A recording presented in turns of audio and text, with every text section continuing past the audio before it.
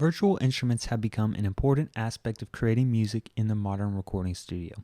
From synthesizers to samplers, virtual instruments are essential to making many different styles of music.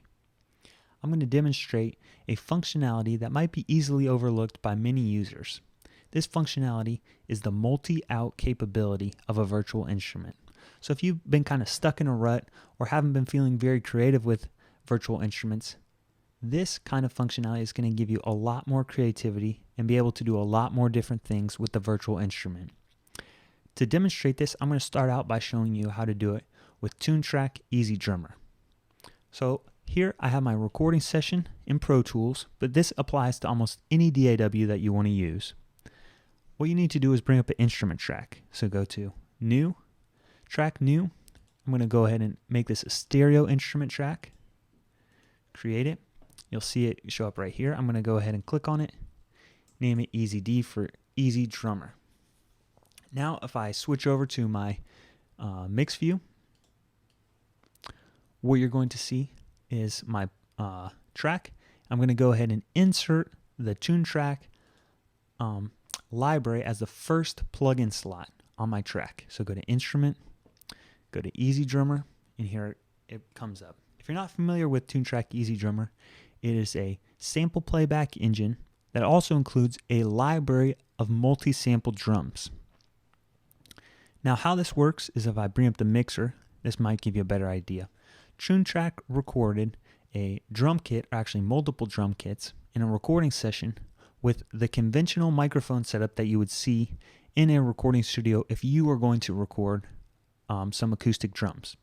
So you have microphones for individual instruments that are close to the instruments like the kick drum, the snare, hi-hat, toms, but then you also have overhead microphones and then room microphones that you can use.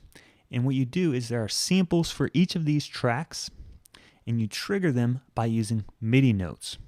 There are a library of groove samples included with EZDrummer. You can bring those up here. I'll do that so you can see how it works really. Bring up, one of these grooves. You can click here to play it back. If I switch over to my mixer, you hear the individual microphones as they've recorded. Snare, kick drum, overheads, room mics. Now the way it's set up right now, and you'll see over here, all the microphones are being output from EZDrummer down this same track. They're all going out of my instrument track. So if, for instance, you want to add some kind of processing like compressors, EQ, limiting, those sorts of things, as it's set up right now, you have to add them in as plugins after your EZDrummer on the instrument track. However, those processors are going to be affecting all of the tracks that are coming out. So not only the kick, close mic, but then the samples of the kick drum that are going through the overhead in the room. But let's say you're interested in adding some EQ to the snare drum, but you don't want to add it to the kick drum. Well, the way that is set up right now, you can't really do that. So you might think, if you're familiar with Toontrack, they have Superior Drummer too. With Superior Drummer, their mixer allows you to, inside of the plugin, put on different processors, the compressors, those sorts of things, inside of the plugin. So you might think, oh, I need to step up from EZDrummer to Superior Drummer. Well, there are different advantages of Superior Drummer to EZDrummer, but what I want to show you is using the multi-out functionality of EZDrummer, you can accomplish a similar sort of thing. So right now, if you look at the output here, everything is assigned to track 1. Track 1 is in Pro Tools just going to play everything down this instrument track.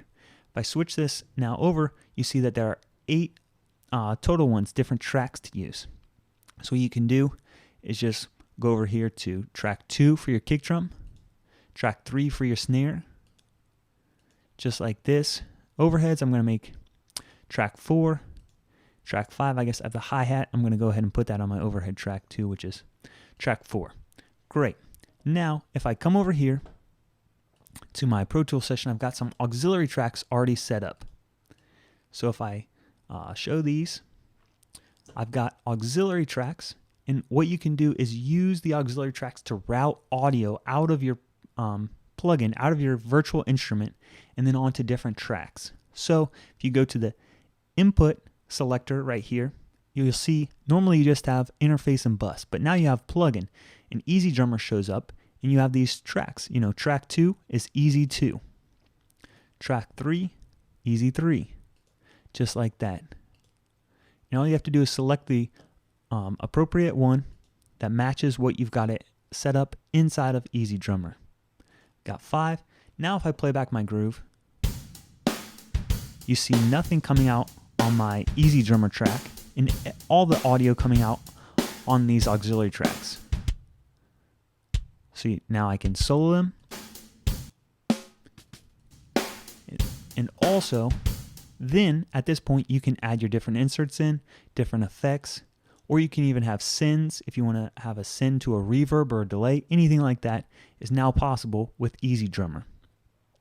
Another thing I want to show you is you don't necessarily have to use auxiliary tracks. You can actually print the audio onto audio tracks from EZDrummer and route it out the same way. So I'll go ahead and make these inactive.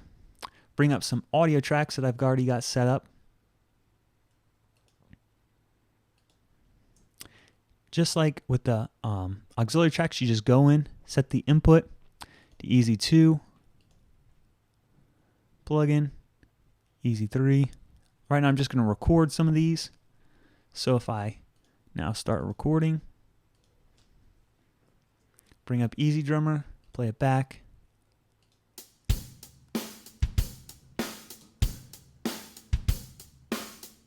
All right, let's look at what I've got. You'll print these tracks, and it's actually audio that you can use.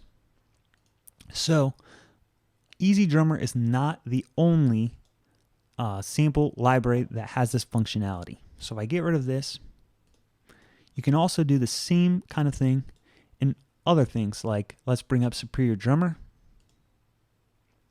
make it active. All right, Superior Drummer, it's a similar sort of thing. All you got to do is go into the mixer.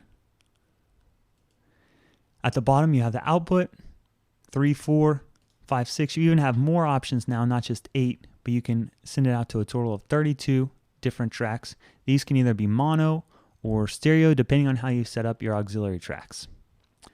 Very intuitive, very simple thing to do. Another one I can show you is Addictive Drums.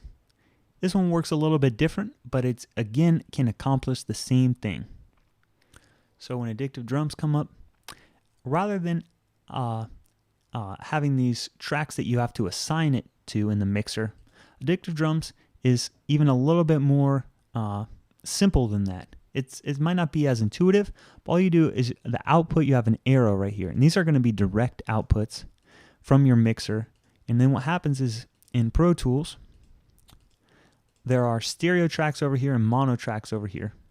If I bring up over here, let's say one of the stereo tracks, like my overhead, make it active, go in here, plug in, now you'll see Addictive Drums comes up, and I just have, for instance, now the stereo tracks to use, things like overhead, room, and bus. But if I had mono auxiliary tracks, then you'd see all the mono tracks show up too. Lastly, the thing I want to demonstrate is how to do this with Kontakt. It's a little bit more complicated with Kontakt than the other ones, but basically this kind of multi-out functionality can be done in almost any virtual instrument. It can be done in Stephen Slade drums, BFD2, all the different ones that you want. You know, it's a very popular thing to do with drum samples because you want to have access to the different instruments. But this is also the case. It can be depending on what you've got. Even synthesizers have this kind of functionality. So if you're kind of getting stuck in a rut, think about whether you want to do this with your virtual instrument and how it might be useful. So in order to do it in Kontakt, you switch over to outputs. Then what you need to do here is create a new track. Add channel, quantity 1, number of channels 2, that's stereo. Go ahead and create it. What you need to do now is switch over here to the output at the bottom. Assign this. I'm going to assign it to aux3. Make this a stereo one, just like that. Click OK. It's going to want you to save it, but you don't necessarily have to do that. Come over here to my overhead. Let's bring up Kontakt. You can then go to aux1, aux2, those sorts of things. And then when you play back your drum sample library now, it'll show up inside of Pro Tools as a separate track. So it's a little bit more complicated in Kontakt, but again, it accomplishes the same thing. So if you're stuck in a rut, doing the same thing, tired of the same sounds that you're hearing with EZDrummer or something else, try this multi out and it'll accomplish something new for you and then allow you to be a little bit more creative.